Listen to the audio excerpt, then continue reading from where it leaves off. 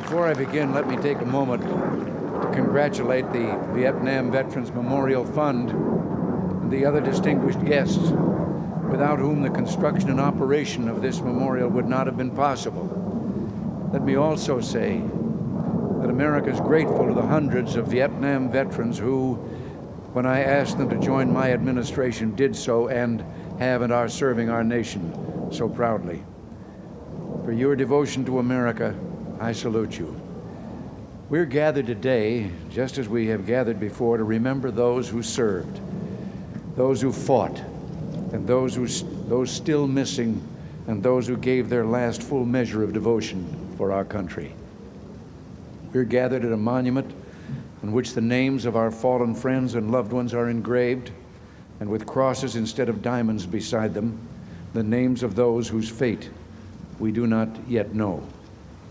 One of those who fell wrote shortly before his death these words: "Take what they have left and what they have taught you with their dying, and keep it with your own, and take one moment to embrace those gentle heroes you left behind."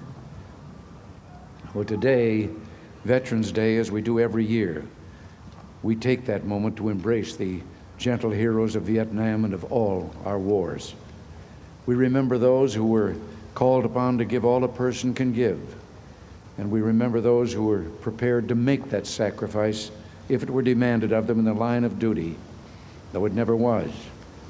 Most of all, we remember the devotion and gallantry with which all of them ennobled their nation as they became champions of a noble cause.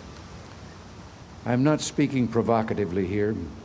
Unlike the other wars of this century, of course, there were deep divisions about the wisdom and rightness of the Vietnam War. Both sides spoke with honesty and fervor, and what more can we ask in our democracy? And yet, after more than a decade of desperate boat people, after the killing fields of Cambodia, after all that has happened in that unhappy part of the world, who can doubt that the cause for which our men fought was just?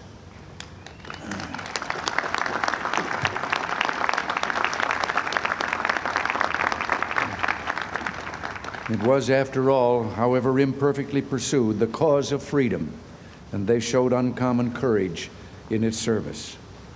Perhaps at this late date we can all agree that we've learned one lesson: that young Americans must never again be sent to fight and die unless we are prepared to let them win.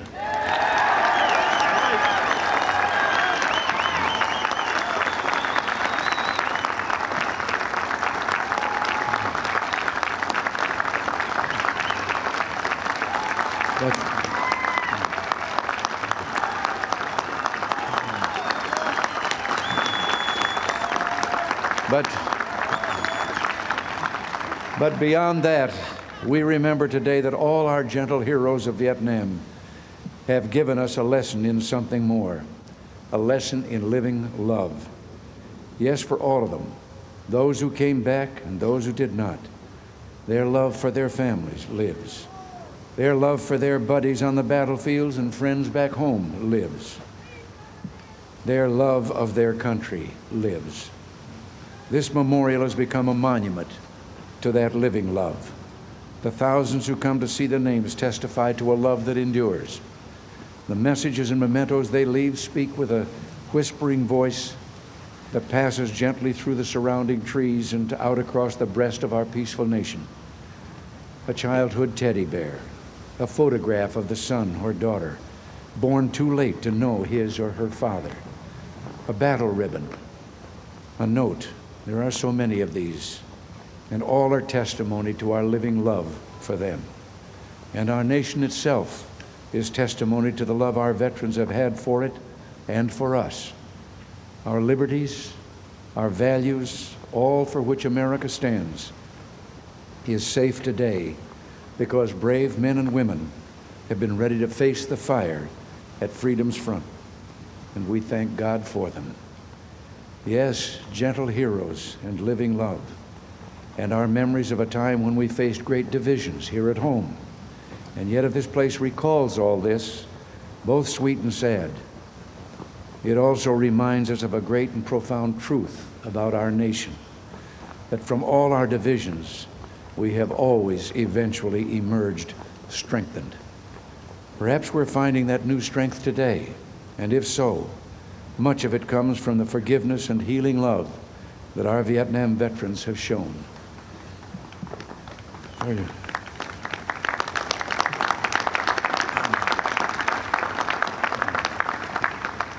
For too long a time, they stood in a chill wind as if on a winter night's watch, and in that night, their deeds spoke to us, but we knew them not. And their voices called to us, but we heard them not. Yet in this land that God has blessed, the dawn always at last follows the dark, and now morning has come. The night is over. We see these men and know them once again, and know how much we owe them, how much they've given us, and how much we can never fully repay. And not just as individuals, but as a nation, we say, we love you.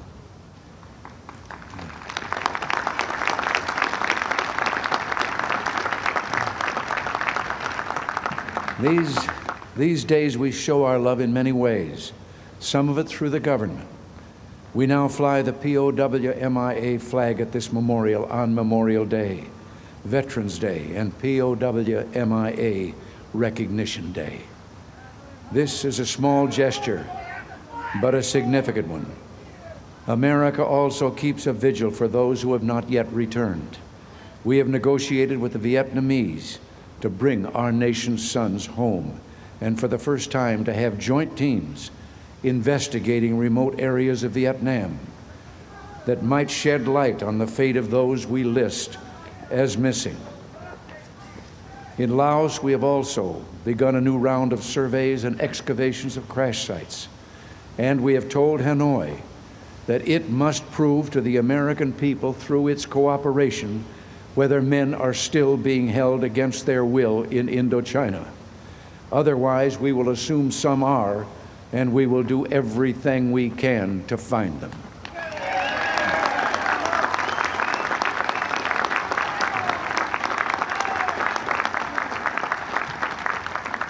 Here at home, a new Department of Veterans Affairs and extended veterans benefits are merely outward and visible signs of an inward and invisible grace that has come to our land.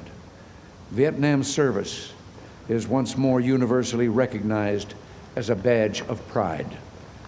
4 years ago, I noted that this healing had begun, and that I hoped that before my days as Commander-in-Chief were over, it would be completed.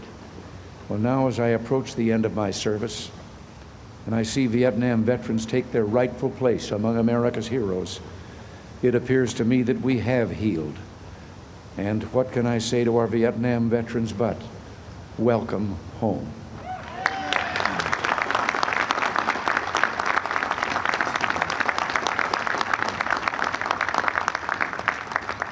Now, before I go, as have so many others, Nancy and I wanted to leave a note at the wall, and if I may, read it to you before doing so. We will put this note here before we leave. Our young friends, yes, young friends, for in our hearts you will always be young, full of the love that is youth, love of life, love of joy, love of country. You fought for your country and for its safety and for the freedom of others with strength and courage. We love you for it. We honor you, and we have faith that as He does all His sacred children, the Lord will bless you and keep you. The Lord will make His face to shine upon you and give you peace now and forevermore. Thank you all.